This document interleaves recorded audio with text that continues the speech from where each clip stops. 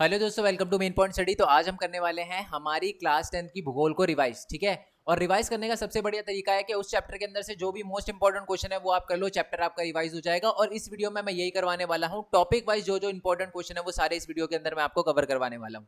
ठीक है, तो बेसिकली हम विनिर्माण उद्योग करेंगे और राष्ट्रीय अर्थव्यवस्था की जीवन रेखाएं, इन दोनों चैप्टर को रिवाइज करेंगे। और यहाँ पर लिखा है 3 मार्क्स और 5 मार्क्स, तो ये मत समझना कि सिर्फ 3 और 5 मार्क्स से क्वेश्चन है, यहाँ पर 2 मार्क्स से क्वेश्चन भी है। ठीक है, और सेम इसके साथ भी है।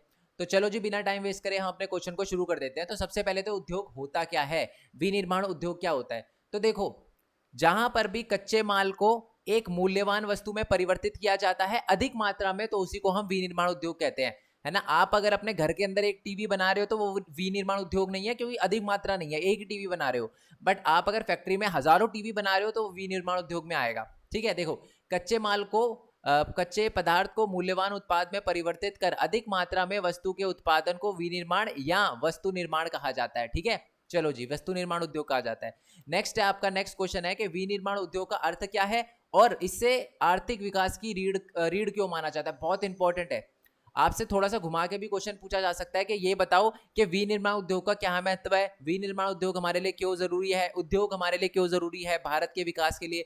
तो इन सबका आंसर ये नीचे लिखना है। वैसे मैं बता दूं, ये पीडीएफ मैं टेलीग्राम चैनल पे दे दूंगा। मेन पॉइंट स्टडी जो है 10 से हमारा टेलीग्राम चैनल है, ये हमारा टेलीग्राम चैनल है, ज्वाइन कर लेना। जैसे जैसे मैंने बाकी चैप्टर की पीडीएफ दी है वैसे इस चैप्टर की पीडीएफ भी मैं आपको दे दूंगा। ठीक है, अभी ही अपलोड कर दूंगा जैसे ये वीडियो बन जाएगी।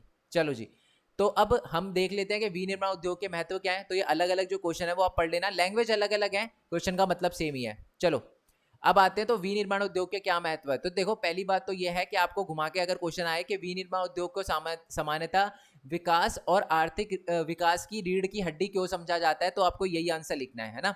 क्या आंसर लिखना है, या महत्व पूछे विनिर्माण उद्योग का तब यही लिखना है। पहला, कि विनिर्माण उद्योग जो है वो कृषि को आधुनिक बनाने में मदद करता है। विनिर्माण उद्योग में बनता है ट्रैक्टर, बनती है औजार, और वो कहीं ना कहीं कृषि में उपयोग करे जाते हैं, जिससे कृषि का आधुनिकीकरण होता है। दूसरा है कि विनिर्माण उद्योग से लोगों की आय के लिए कृषि पर निर्भरता कम होती है। ज्यादातर लोग है ना पहले कृषि करते थे, बट अब है ना सारे के सारे लोग कृषि पर डिपेंडेंट नहीं है। अब कुछ लोग फैक्ट्रियों में भी काम करते हैं, विनिर्माण उद्योग में भी काम करते हैं, डिपेंडेंसी कम हुई है कहीं ना कहीं उनकी।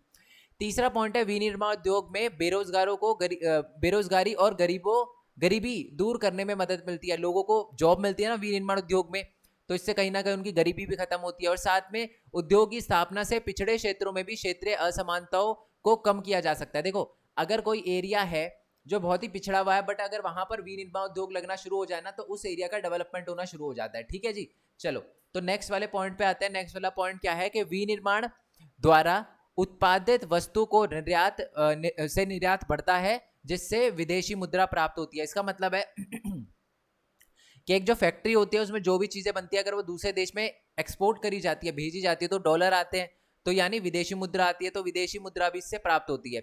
नेक्स्ट है कि वह देश ही विकसित है जो कच्चे माल को विभिन्न तथा अधिक मूल्यवान तैयार माल में विनिर्मित करते हैं। भारत के विकास के लिए विविध और शीघ्र औद्योगिक विकास की जरूरत है। इसका मतलब ये लिखा गया है कि वही देश जो है वो विकसित माने जाते हैं जो बहुत तेज उत्पादित मतलब चीजों का उत्पादन करते हैं और कच्चे माल को एक मूल्यवान वस्तु में कन्वर्ट करते हैं बड़ी मात्रा में, जैसे अमेरिका माना जाता है, जापान माना जाता है।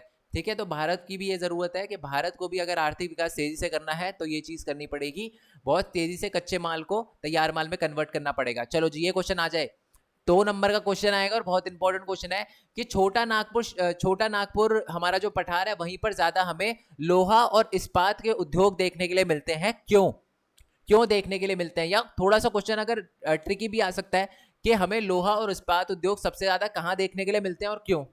तो हमें छोटा नागपुर प्लेटो में देखने के लिए मिलते हैं, पठार में देखने के लिए मिलते हैं। रीजन क्या है, लोहा अयस्क, ये कच्चा माल है। ठीक है, जो लोहा और इस्पात उद्योग में उपयोग होता है, तो ये कच्चे माल कम सस्ता मिलता है यहाँ पर हमारे छोटा नागपुर प्लेटो में, इसलिए यहीं पर फैक्ट्री है। उच्च कोटि के कच्चे माल की निकटता है, मतलब उच्च कोटि बढ़िया क्वालिटी का जो है वो कच्चा माल मिलता है यहाँ पर।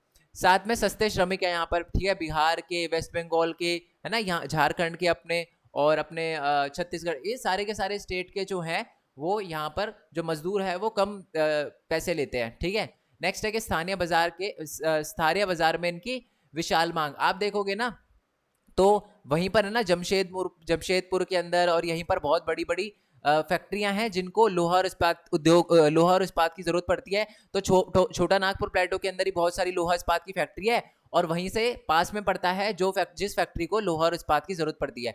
मतलब बेसिकली छोटा नागपुर प्लेटो के अंदर लोहा और इस्पात उद्योग की फैक्ट्रियां तो है ही है और साथ में वो फैक्ट्रियां भी है जिनको लोहा और इस्पात की जरूरत पड़ती है। तो छोटा नागपुर प्लेटो के अंदर जो भी ये लोहा इस्पात उद्योग है ना, वो डायरेक्टली उनको ट्रांसफर कर देते हैं जिनको जरूरत पड़ती है। ठीक है, चलो नेक्स्ट क्वेश्चन पे आते हैं कि भारत में सूती कपड़ा उद्योग के सामने आने वाली किन्हीं 3 समस्याओं का वर्णन करें। तो भारत में जो सूती कपड़ा उद्योग है उनको 3-4 परेशानियों का सामना करना पड़ रहा है, वो बताओ। पहली तो पुरानी मशीनें, बहुत पुरानी मशीनें है हमारे पास, ठीक है, उसमें थोड़ा ट्रांसफर करना पड़ेगा। और दूसरा है अनियमित बिजली की पूर्ति, 24/7 बिजली नहीं आती, ये एक बहुत बड़ी प्रॉब्लम है जिसकी वजह से सूती कपड़ा उद्योग में इतना ज्यादा प्रोडक्शन नहीं हो पा रहा। नेक्स्ट है कि कपड़ा उद्योग दूसरे रेशा उद्योग के साथ प्रतिस्पर्धा का सामना कर रहा है। जो सूती कपड़ा उद्योग है, कॉटन के कपड़े हैं, है ना, बेसिकली सबसे बड़ी दिक्कत ये आती है कि जो सूती कपड़ा उद्योग है हमारा, वो कंपटीशन फेस कर रहा है नायलॉन के कपड़े के साथ, क्योंकि नायलॉन के कपड़े सस्ते आते हैं। तो ये भी एक प्रॉब्लम है जो सूती कपड़ा उद्योग फेस कर रहा है।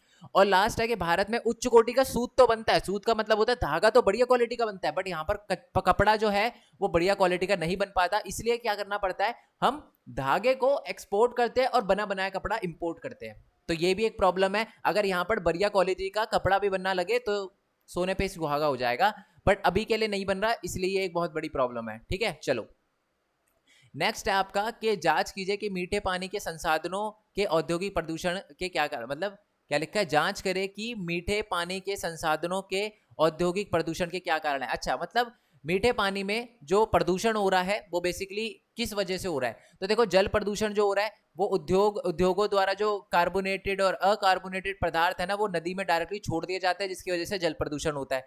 ठीक है, और वो कौन कौन सी फैक्ट्रियां हैं, कौन कौन से उद्योग है जो जल प्रदूषण बनाते हैं, कागज उद्योग, रसायन उद्योग, वस्त्र उद्योग, रंगाई उद्योग और चमड़ा उद्योग, ये सारी के सारे क्या करते हैं, जल को प्रदूषण करने में, मीठे जल को प्रदूषण करने में अहम भूमिका निभाते हैं। ठीक है, नेक्स्ट है कि जी जो हमारे एक संकलित स्टील प्लांट होता है और एक मिनी स्टील प्लांट होता है, दोनों में क्या अंतर होता है। बड़ा सिंपल है, ठीक है। देखो, मिनी स्टील प्लांट वो होते हैं जहां पर क्या होता है कि बेसिकली जो छोटे छोटे चीजें होती है ना, छोटे छोटे लोहे और इस्पात की जो चीजें होती है वो बनाई जाती है, और जो एक संकलित इस्पात संयंत्र है ना, उस पर बहुत बड़ी मात्रा में लोहा और इस्पात का प्रोडक्शन होता है, लोहा और उस इस्पात का उत्पादन होता है। ठीक है, देखो यही लिखा हुआ है कि छोटे संयंत्र में क्या है, इसमें विद्युत भट्टी, ठीक है, और रद्दी इस्पात, ठीक है, रद्दी इस्पात यानी मतलब जो खुरदुरा स्टील होता है, ओके, और स्पंज आयरन का प्रयोग किया जाता है। मतलब बढ़िया क्वालिटी के आयरन और इसका प्रयोग नहीं किया जाता, थोड़ा नॉर्मल क्वालिटी के रॉ मटेरियल का प्रोडक्ट उपयोग किया जाता है। और यह हल्के स्टील और निर्धारित अनुपात में मृदु व मिश्रित इस्पात का उत्पादन करते हैं। मृदु का मतलब होता है अलॉय, साइंस में थोड़ा बहुत आपने पढ़ा होगा अगर आपकी साइंस इंग्लिश में है तो। इसका मतलब होता है यहाँ पर मिश्रित इस्पात बनाया जाता है, अलॉय बनाया जाता है, 2-3, मतलब इतना बढ़िया क्वालिटी का इस्पात नहीं बनाया जाता मिनी इस्पात उद्योग में, इतना याद रखना आप। ठीक है, और बाकी जो संकलित इस्पात संयंत्र होता है, ये बड़ा संयंत्र होता है, जिसमें ये छोटा संयंत्र है तो इसका ये पॉइंट हो गया पहला, ये बड़ा संयंत्र है। इसमें क्या होता है कि जो विद्युत भट्टी का और इस्पात, रद्दी इस्पात का और स्पंज आयरन का उपयोग किया जाता है। और जबकि इसमें जिसमें कच्चे माल को एक स्थान से एकत्रित करने से लेकर इस्पात बनाने से ढालने और उसको आकार देने तक का प्रत्येक काम होता है, यानी यहाँ पर सारा काम होता है, यहाँ पर कुछ कुछ ही काम हो पाते हैं। ठीक है, सारी प्रोडक्शन प्रोसेस, उत्पादन प्रक्रिया यहीं पर होती है ना, एक संकलित इस्पात संयंत्र में। ठीक है, और इसका एग्जाम्पल जो है वो सेल है, और सेल की फुल फॉर्म होती है स्टील अथॉरिटी ऑफ इंडिया। ठीक है, एग्जाम्पल भी आ सकता है कि सेल का एग्जाम्पल दो एक। नेक्स्ट क्वेश्चन पे आते हैं कि मौजूदा जो ताजे जल है, जो जल संसाधन है, ताज़ा जल संसाधन है, पर दबाव बढ़ना भारत में उद्योग की बढ़ती जनसंख्या ने कैसे बदतर स्थिति बना दी है। देखो, जैसे जैसे उद्योग बढ़ रहे हैं ना, वैसे वैसे हमारे जल संसाधनों पर भी प्रभाव पड़ रहा है। कैसे? पहली बात तो यह है कि डायरेक्टली जो उद्योग है वो जल का प्रयोग कर रहे हैं, जल को प्रदूषित भी कर रहे हैं कहीं ना कहीं, और साथ ही में वो जल का डायरेक्टली उपयोग तो करते हैं, बट परंतु जल से बनने वाली बिजली का भी वो उपयोग करते हैं। तो कहीं ना कहीं हमारे जल संसाधनों पर भी दबाव बढ़ रहा है, जैसे जैसे हमारे भारत के अंदर उद्योग बढ़ रहे हैं। ओके, चलो आंसर आप रीड कर लेना। ठीक है, वैसे मैं समझा ही चुका हूँ, पीडीएफ तो मैं टेलीग्राम पे दे ही दूंगा, मैंने आपको बोल ही दिया है। मेन मोटिव है समझाना आपको। ठीक है, नेक्स्ट है कि हाल ही के वर्षों में जो चीनी मिलें हैं भारत के दक्षिणी क्षेत्रों में भी मतलब आ गई है। क्या कारण है इसके? तो पिछले कुछ वर्षों में भारत के दक्षिणी क्षेत्र में भी जो है वो चीनी मिलें लग रही है ना, विशेषकर अगर हम महाराष्ट्र की बात करें, है ना। इसका रीजन क्या है? पहली बात तो अनुकूल जलवायु है और सहकारी समितियां यहाँ पर सबल है। आपको बता दूं जो चीनी उद्योग है ना, बेसिकली वो एक सहकारी समिति है। यानी सहकारी समितियां क्या होती है? जिसको वर्कर वर्कर ठीक है, श्रमिक और सप्लायर सप्लायर ये दोनों मिलके चलाते हैं ना, उसको हम कहते हैं जी सहकारी समितियां। तो सहकारी समितियां यहाँ पर सफल है, यहाँ पर जलवायु जो है वो सफल है, ठीक है, और यहाँ पर इसी वजह से धीरे धीरे मील लगना शुरू हो गई है। नेक्स्ट क्वेश्चन पे आते हैं। भारत दुनिया में एक महत्वपूर्ण लोहा इस्पात का उत्पादक है, फिर भी हम पूरी क्षमता से प्रदर्शन नहीं कर पा रहे हैं। पूर्ण क्षमता से प्रदर्शन करने के लिए किन्हीं 3 उपायों का सुझाव करें। ठीक है, अब देखो इसका आंसर है ना, ये थोड़ा सा अलग है। ठीक है, मैंने थोड़ा ध्यान नहीं दिया, अच्छे से क्वेश्चन पढ़ा नहीं था, बट इसका आंसर आपको क्या लिखना है मैं आपको बताता हूँ। बेसिकली मैंने ना ये लिख दिया कि हमारे भारत के अंदर लोहा और इस्पात क्या क्या प्रॉब्लम फेस कर रहा है, बट इसमें पूछा है उपाय बताओ कि हम कैसे उसको सही कर सकते हैं। तो आपको ये लिखना है कि भारत में सबसे बड़ी प्रॉब्लम है कि जो हमारा कुकिंग कोल होता है ना, कुकिंग कोल का मतलब होता है जो इस्पात उद्योग में जो रॉ मटेरियल यूज होता है वो बहुत ही ज़्यादा महंगा है, उसको सस्ता करना चाहिए, और साथ ही में सीमित उपलब्धता है तो उसको दूसरे देश से मंगाना चाहिए। ये एक उपाय हो सकता है, सस्ते दामों पर दूसरे देश से मंगाना चाहिए। यहाँ पर जो श्रमिक है वो कम, उसकी उत्पादकता कम है, तो श्रमिक को ट्रेनिंग वगैरह देनी चाहिए ताकि उनकी उत्पादकता बढ़ सके। यहाँ पर जो ऊर्जा है वो 24/7 नहीं आती, बिजली हर दिन नहीं आती सही से, तो उसके लिए सरकार को कुछ करना चाहिए। और साथ ही में जो है कि पुअर इंफ्रास्ट्रक्चर है, रोड वगैरह अच्छी नहीं है, तो इस पर ध्यान देना चाहिए सरकार को। तो ये चीजें करके हम क्या कर सकते हैं, हमारे देश के अंदर जो लोहा और इस्पात है उसका प्रोडक्शन इंक्रीज कर सकते हैं। ये कुछ सुझाव थे। ओके, चलो आगे आते हैं कि उद्योग को उनकी मुख्य भूमिका के आधार पर वर्गीकृत करें। देखो मुख्य भूमिका के आधार पे है ना, जो उद्योग होते हैं वो 2 प्रकार के होते हैं। एक तो होता है आधारभूत उद्योग और एक होता है उपभोक्ता उद्योग। बड़ा सिंपल है। आधारभूत उद्योग वो होते हैं जो जिनका जो फिनिश प्रोडक्ट होता है, ठीक है, जिनका जो फिनिश प्रोडक्ट होता है वो दूसरी किसी उद्योग में कच्चे माल की तरह यूज होता है। जैसे मैं समझाता हूं, आयरन एंड स्टील इंडस्ट्री, लोहा और इस्पात उद्योग, इसमें बनता है लोहा। अब लोहा जो है कार इंडस्ट्री में भी यूज होता है, बर्तन बनाने वाली इंडस्ट्री में भी यूज होता है, और भी किसी इंडस्ट्री में यूज होता है। तो जो लोहा इस्पात उद्योग है वो क्या है, वो हमारा एक आधारभूत उद्योग है। यानी वो उद्योग जिनका जो उत्पादित चीजें होती है ना वो दूसरे किसी उद्योग में कच्चे माल की तरह उपयोग करी जाती है, जिनको डायरेक्टली लोगों को बेचा नहीं जाता है ना। ठीक है, चलो जैसे कि आयरन एंड स्टील इंडस्ट्री जो है, जो लोहा और इस्पात उद्योग है, उसमें जो भी बनता है ना वो दूसरी कंपनी के पास जाता है, दूसरी किसी फैक्ट्री में जाता है, डायरेक्टली लोगों के पास बिकने के लिए नहीं आता। उपभोक्ता उद्योग क्या है, ये बहुत सिंपल है, वो उद्योग जो डायरेक्टली लोगों के लिए चीजें बनाती है उसको उपभोक्ता उद्योग कहते हैं। जैसे कि कोलगेट बनता है तो वो डायरेक्ट कहाँ जानता है, किसके पास बिकने के लिए जाता है, हमारे पास आता है डायरेक्टली बिकने के लिए। ठीक है, चलो नेक्स्ट है कि चीनी उद्योग कौन कौन सी समस्या जो है वो फेस कर रहा है उसके बारे में बताना है। पहला तो ये अल्पकालिक है। अल्पकालिक का मतलब होता है कि जो गन्ना है वो कुछ ही टाइम उग पाता है। आपको पता है गन्ना एक खरीफ क्रॉप है, और जो खरीफ क्रॉप है वो सिर्फ बारिश के टाइम में उगती है। नेक्स्ट है कि पुरानी और असक्षम तकनीकों का इस्तेमाल करते हैं हम, पुरानी मशीनें हैं, ठीक है, उससे ये भी एक चुनौती फेस कर रहा है, उसको थोड़ा सुधारना चाहिए हमको। और नेक्स्ट है कि परिवहन असक्षमता, यानी परिवहन जो है वो सक्षम नहीं है, इतना रोड वगैरह इंफ्रास्ट्रक्चर हमारा अच्छा नहीं है, जिसकी वजह से कभी कभार फैक्ट्री तक पहुंचने में बहुत ज़्यादा टाइम लग जाता है और गन्ना मीठा नहीं रह पाता, क्योंकि आपको पता है गन्ने में एक सुक्रोज कंटेंट होता है, अगर वो कम हो जाता है तो गन्ना थोड़ा खारा सा हो जाता है। और नेक्स्ट है खोई का मतलब है जो गन्ने को, मतलब जो चीनी इंडस्ट्री के अंदर जब हम गन्ने को पीसते हैं, गन्ने को से पहले जूस निकालते हैं, फिर चीनी बनाते हैं, फिर जो कचरा बच जाता है ना उसका अधिकतम इस्तेमाल अभी हम नहीं कर पा रहे, जबकि करना चाहिए। तो ये कुछ परेशानियां हैं, चुनौतियां हैं जो हमारी फेस कर रही है चीनी उद्योग। ठीक है, चलो मेरा गला बहुत दर्द कर रहा है, ठीक है, क्योंकि मेरे को इतनी चिल्ला के बोलने की आदत नहीं है, और बच्चे कह रहे हैं कि सर आपकी आवाज़ बहुत लो आती है, तो इसी वजह से। चलो नेक्स्ट क्वेश्चन पे आते हैं। नेक्स्ट क्वेश्चन है कि कच्चे माल के आधार पर जो हमारे उद्योग है वो कितने प्रकार में बटे हुए हैं। तो कच्चे माल के आधार पर जो है हमारे उद्योग 2 प्रकार से बटे हुए हैं। ठीक है, एक तो है हमारा कृषि आधारित उद्योग, वो उद्योग जिनका कच्चा माल खेतों से आता है उसको हम कृषि आधारित उद्योग कहते हैं। जैसे कि चीनी उद्योग का कच्चा माल क्या है, गन्ना कहां से, खेतों से, तो वो क्या है, कृषि आधारित उद्योग है। खनिज आधारित उद्योग क्या है, वो उद्योग जिनका जो कच्चा माल है वो खेतों से ना आता हो, जमीन के अंदर से निकाला जाता हो, उसको कहते हैं हम खनिज आधारित उद्योग। वह जिनका धातु वगैरह इस्पात वगैरह का कच्चे माल के रूप में प्रयोग किया जाता है उनको खनिज आधारित उद्योग कहते हैं, सिंपल। और ये धातु वगैरह और इस्पात क्या होता है, उगाए जाते हैं? नहीं, है तो जमीन के अंदर से निकाले जाते हैं, ठीक है। चलो नेक्स्ट क्वेश्चन है कि भारत में जो मोटरसाइकिल उद्योग है उसका उस पर क्या प्रभाव पड़ा है उदारीकरण का। उदारीकरण का मैं आपको पहले मतलब बता देता हूँ। 1991 में ना सरकार एक पॉलिसी लेकर आई थी, एक नीति लेकर आई थी जिसको कहते हैं उदारीकरण, निजीकरण, वैश्वीकरण, LPG, याद होगा, लिबरलाइजेशन, प्राइवेटाइजेशन, ग्लोबलाइजेशन।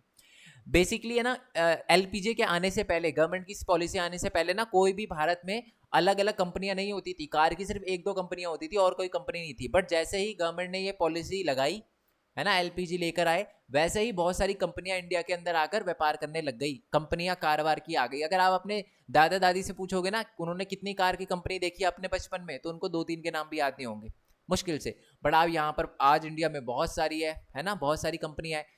तो यही उदारीकरण का प्रभाव पड़ा। पहले तो नए नए वाहन का आगमन हुआ भारत के अंदर, नई नई तकनीकी आई, विदेशी निवेश आया, दूसरे देशों ने भारत के अंदर निवेश करना स्टार्ट किया। जैसे भारत की जो कंपनियां थी ना कार की, वो इंडिया में आकर निवेश करने लगी। और साथ में औद्योगिक विकास के साथ वैश्विक विकास भी हुआ।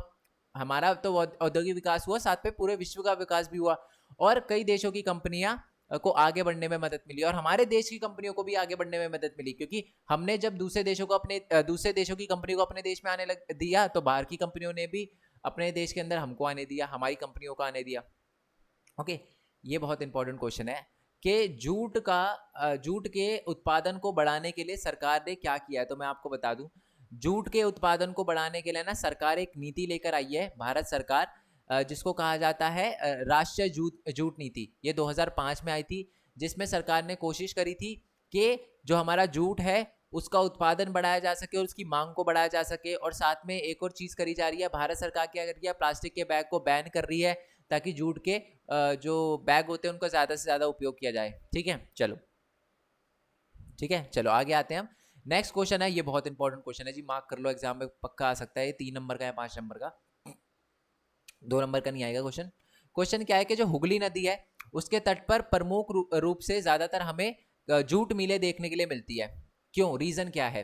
ज्यादातर हमें जो जूट की फैक्ट्रियां होती है वो हमें हुगली रिवर, जो कि वेस्ट बंगाल में है, पश्चिमी बंगाल में है, पश्चिम बंगाल में है, तो वहां पर हमें ज्यादातर जूट मिल क्यों देखने के लिए मिलती है। तो ये सारे के सारे रीजन है।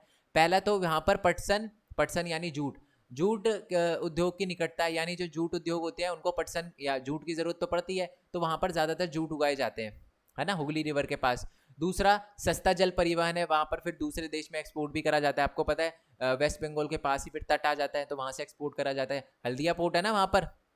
चलो, परिवहन के माध्यम वो भी सस्ते हैं। और साथ में जो प्रचुर मात्रा में है ना जल की जरूरत पड़ती है पटसन को मतलब उसको प्रोसेस करने के लिए, तो वो भी मिल जाता है। बहुत पानी है वेस्ट बंगाल के अंदर। और साथ ही में बिहार, उड़ीसा, उत्तर प्रदेश, है ना, यहाँ से जो भी सस्ते श्रमिक होते हैं उनकी भी उपलब्धता हो जाती है। और कोलकाता के अंदर बहुत बड़ा एक नगरीय केंद्र है जहाँ पर बैंकिंग वगैरह की सुविधा भी मिल जाती है। तो जो भी हमारी जूट की मिलें है ना, उनको अगर पैसे वगैरह चाहिए होते हैं तो कोलकाता के अंदर से जो भी बैंकिंग की और बीमा की सुविधा है ना वो भी मिल जाती है। ठीक है, तो ये सारी की सारी चीजें हैं, ये आपको याद रखनी है।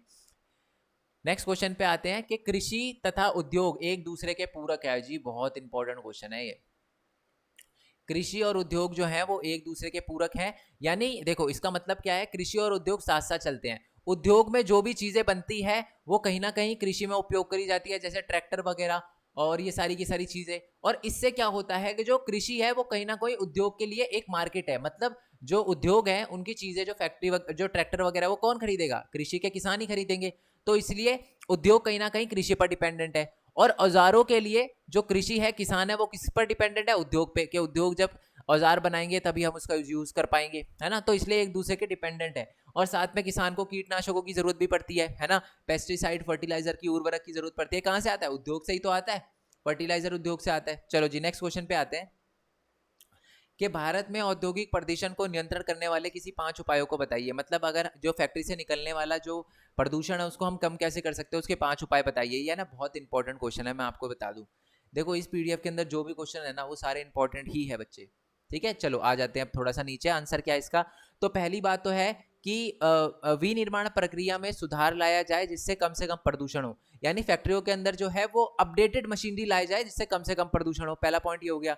दूसरा, कारखाने से निकलने वाले जल ये नहीं काट दो। जल कारखाने से निकलने वाले जल को है ना पहले जल से पहले अपशिष्ट पदार्थों को अलग कर लेना चाहिए। जो भी केमिकल है जो बहुत ही खराब हो सकते हैं नदी के लिए, है ना, उसको अलग कर लेना चाहिए। और साथ में जो चिमनी से धुआं निकलता है ना, उसके लिए ऊपर है ना फिल्टर लगा देना चाहिए, कपड़े का एक फिल्टर लगा देना चाहिए चिमनी के ऊपर, ताकि जो जहरीली जो पार्टिकल्स है वो चिमनी से बाहर ना जा पाए, सिर्फ धुआं जा पाए, जहरीला पार्टिकल ना जा पाए। साथ में जो तापीय प्रदूषण है, यानी जो गर्म पानी डायरेक्टली हम नदियों में फेंक देते हैं, उसके लिए पहले क्या करना चाहिए, उस गर्म पानी को ठंडा करना चाहिए और फिर नदियों में विसर्जित करना चाहिए। और नेक्स्ट है कि प्रदूषण को रोकने के लिए सरकार को भी अधिक से अधिक कारखानों पर सख्त से सख्त कानून बनाने चाहिए। ठीक है, चलो नेक्स्ट क्वेश्चन पे आते हैं कि किसी भी उद्योग के स्थान को प्रभावित करने वाले किसी 5 कारक बताइए कौन कौन से। इसका मतलब जब भी कोई फैक्ट्री लगाई जाती है ना, तो बहुत सारी चीज़ों के बारे में सोचा जाता है। तो वो कौन कौन सी चीज़ें जिसके बारे में सोचा जाता है? पहला तो श्रमिक। श्रमिक यानी वहाँ पर जैसे मैं हूँ, मैं फैक्ट्री लगा रहा हूँ, तो फैक्ट्री लगाने से पहले मैं देखूंगा कि वहाँ पर मेरे को लेबर अवेलेबल हो जाएंगे नहीं जाएंगे, मेरे को पूंजी मिल जाएगी नहीं जाएगी, मतलब बैंक वगैरह पास में है नहीं है, मेरे को कैपिटल चाहिए होगा। ठीक है, शक्ति, शक्ति का मतलब है इलेक्ट्रिसिटी सही आती है नहीं आती, बाजार है नहीं है, इसका मतलब है मैं चीजें बना रहा हूं, ऐसा तो नहीं है कि मेरे को बेचने के लिए बहुत दूर जाना पड़ेगा। तो ये सारी की सारी चीजें जो है ये कहीं ना कहीं उद्योगों के स्थान को प्रभावित करती है, औद्योगिक जो अवस्थिति होती है उसको प्रभावित करती है। नेक्स्ट क्वेश्चन पे आते हैं। चलो नेक्स्ट क्वेश्चन है कि विनिर्माण उद्योग क्या है और स्वामित्व के आधार पर उद्योग जो है 4 प्रकार में बटे हुए हैं, वो बताने कौन कौन से। तो ये रहा जी इसका आंसर। 4 प्रकार में कौन कौन से बटे हुए हैं? एक तो होता है सार्वजनिक उद्योग जो सरकार के अंडर आता है, जैसे कि आप कह सकते हो सेल, ठीक है, जो हमने पढ़ा था स्टील अथॉरिटी इंडिया लिमिटेड। ठीक है, तो ये क्या है, ये गवर्नमेंट, जो भी फैक्ट्रियां होती है, जो भी कंपनियां गवर्नमेंट के अंडर होती है उसको सार्वजनिक क्षेत्र बोला जाता है। जो बिल्कुल प्राइवेट होती है जैसे अंबानी, रिलायंस हो गई, वो निजी उद्योग में आता है। ठीक है, और एक होता है संयुक्त उद्योग। संयुक्त उद्योग वो होता है जो सरकार और निजी उद्योग मिलकर चलाए, जैसे कि हमारी ये मेट्रो कह सकते हो, इसमें सरकार का भी कुछ रोल है और साथ ही में कुछ निजी कंपनियां भी है, तो वो क्या है, एक संयुक्त उद्योग है। और साथ में सहकारी उद्योग। सहकारी उद्योग क्या होते हैं? सहकारी उद्योग बेसिकली वो होते हैं जिसमें क्या होता है कि जो कच्चे माल की पूर्ति करने वाले जो लोग होते हैं ना, है ना, और जो वर्कर होते हैं उद्योगों के, वही दोनों मिलकर क्या चलाए, उस फैक्ट्री को चलाए, उस उद्योग को चलाए, उसी को सहकारी उद्योग कहते हैं। ये मैंने ऊपर भी बताया था, जो वर्कर होते हैं, जो सप्लायर होते हैं, वो उद्योग जो चलाते हैं ना, उनको हम सहकारी उद्योग कहते हैं। जिन उद्योगों का स्वामित्व कच्चे माल की पूर्ति करने वाले उत्पादक, सप्लायर आप कह सकते हो, और साथ में जो श्रमिक होते हैं वो क्या करते हैं, वही चलाते हैं, उन्हीं को हम सहकारी उद्योग कहते हैं। चलो जी अब थोड़ा सा नीचे आ जाते हैं, ये क्वेश्चन बहुत इंपॉर्टेंट है, ये एनटीपीसी का क्वेश्चन है। ठीक है, जब भी मैं एनटीपीसी सुनता हूँ तो रेलवे याद आ जाता है, बट इसमें एनटीपीसी का मतलब ये नहीं है। ठीक है, नेशनल थर्मल जो हमारा आप कह सकते हो पावर कॉरपोरेशन। ठीक है, तो ये इसकी फुल फॉर्म है, राष्ट्रीय ताप विद्युत गृह। ठीक है, अब बेसिकली इसने भी है ना बहुत सारी चीज़ें करी है। ठीक है, पर्यावरण को बचाने के लिए, ओके, ये इलेक्ट्रिसिटी बनाते हैं, तो उन्होंने क्या क्या करा है वो आपको बता रखा है। ठीक है, जैसे इन्होंने मशीनों में सुधार करा है, ज़्यादा से ज़्यादा पेड़ वगैरह लगाए हैं अपने इलाके में। ओके, और इन्होंने जो भी अवशिष्ट पदार्थ बढ़ जाते हैं उनको जल में फेंकने से पहले उनको अलग कर लिया जाता है। ये सारी की सारी चीज़ें जो है उन्होंने बताई है, रीड कर लेना। ये है ना वैसे इतना इंपॉर्टेंट नहीं है, बट यार थोड़ा सा अलग आ सकता है, तो इसलिए मेरे को लगा कि ये थोड़ा टफ क्वेश्चन में आ जाता है। अगर पेपर थोड़ा टफ बनता है तो ये क्वेश्चन आएगा, तो इसलिए मेरे को लगा कि मेरे को डाल देना चाहिए क्वेश्चन। ठीक है, नीचे आ जाते हैं। नीचे है कि मुंबई और अहमदाबाद में सूती कपड़ा उद्योग के स्थान के लिए जिम्मेदार किसी भी 3 कारकों की व्याख्या करें। सूती कपड़ा उद्योग के लिए जो भी हमारे 3 कारक है उनकी व्याख्या करें। सूती कपड़ा उद्योग को लगाने से पहले क्या क्या देखा जाता है, वही है। पहले तो देखो सूती कपड़ा उद्योग है यानी कपास की जरूरत पड़ेगी कपड़ा बनाने के लिए, तो कपास की उपलब्धता होनी चाहिए, बाजार होना चाहिए बेचने के लिए, परिवहन अच्छा होना चाहिए। ओके, और साथ में जलवायु वगैरह भी अच्छी होनी चाहिए ताकि कपास उग सके, है ना। तो ये सारी की सारी चीज़ें हैं जो एक सूती कपड़ा उद्योग जो है उसकी फैक्ट्री लगाने से पहले ध्यान में रखा जाता है। इसलिए मैं ज़्यादातर आपको बता दूं, ज़्यादातर जो हमारी सूती कपड़ा उद्योग की फैक्ट्री है ना, वो आपको मुंबई में और अहमदाबाद में मिलेंगी। मुंबई में क्यों? क्योंकि मुंबई में होती है ब्लैक सॉइल, ब्लैक सॉइल पे सबसे अच्छा उगता है कपास, और कपास ही तो चाहिए होता है सूती कपड़ा उद्योग के लिए। चलो जी नेक्स्ट क्वेश्चन पे आते हैं, लास्ट क्वेश्चन है और इंपॉर्टेंट क्वेश्चन है कि सॉफ्टवेयर प्रौद्योगिकी पार्क क्या है। ठीक है, और भारत में सूचना प्रौद्योगिकी उद्योग के महत्व के किसी भी 2 बिंदुओं को बताइए। ठीक है, तो सॉफ्टवेयर प्रौद्योगिकी पार्क जो है, सॉफ्टवेयर पार्क जो है प्रौद्योगिकी पार्क सॉफ्टवेयर विशेषज्ञों को एकल खिड़की सेवा और उच्च कोटि के संचार सुविधा प्रदान करते हैं। बेसिकली ये जो सॉफ्टवेयर प्रौद्योगिकी पार्क होते हैं ना, ये बेसिकली हमारे सॉफ्टवेयर विशेषज्ञ जो होते हैं ना, सॉफ्टवेयर इंजीनियर होते हैं, इनको बिल्कुल एक तरह से एक विशेष संचार सुविधा प्रदान करते हैं। यहाँ पर जो स्पीड होती है इंटरनेट की, आप सोच नहीं सकते कितनी ज़्यादा होती है। तो ये बेसिकली हमारे सॉफ्टवेयर जो इंजीनियर होते हैं उनको ज़रूरत पड़ती है, इसलिए बनाए जाते हैं। ठीक है, और आपसे पूछा गया है कि इनका बेसिकली क्या प्रभाव पड़ रहा है। ठीक है, सूचना उद्योग के महत्व बताइए कि क्या क्या महत्व है इसका। तो पहली बात तो इससे रोजगार बढ़ रहा है। ठीक है, ये बात आपको याद रखनी है। साथ में यह उत्साहजनक है कि इस क्षेत्र में 30% से ज़्यादा महिलाएं हैं, ये भी एक महत्व है, कहीं ना कहीं महिलाएं भी काम कर रही है, तो ये बहुत अच्छी बात है। नेक्स्ट है कि यह उद्योग पिछले 2 या 3 वर्षों में अपनी तेजी से बढ़ते हुए बिजनेस, अच्छा बिजनेस आप इसको कहते हैं business source outsourcing, BPO sorry business process outsourcing. ठीक है, तो बीपीओ ये कॉल सेंटर होते हैं ना, इसको बीपीओ कहते हैं, तो ये भी बढ़ रहे हैं। ठीक है, जिसकी वजह से विदेशी मुद्रा भारत के अंदर आ रही है। बीपीओ पता है क्या होता है, जैसे बाहर की अमेरिका की कोई कंपनी है ना, उसको कस्टमर केयर है ना, आप कस्टमर केयर तो हर कंपनी को चाहिए होता है, तो वो अपना कस्टमर केयर अमेरिका में ना लगाकर इंडिया के अंदर लगाते हैं। पता है क्यों? क्योंकि इंडिया के अंदर इंग्लिश में हम बात भी कर लेते हैं हमारे कस्टमर केयर वाले, और पैसे भी कम लेते हैं, तो इसलिए वो हमको दे देते हैं, तो इससे विदेशी मुद्रा आती है हमारे पास, वो हमको पैसे देंगे, देंगे तो डॉलर में ही। और साथ में जो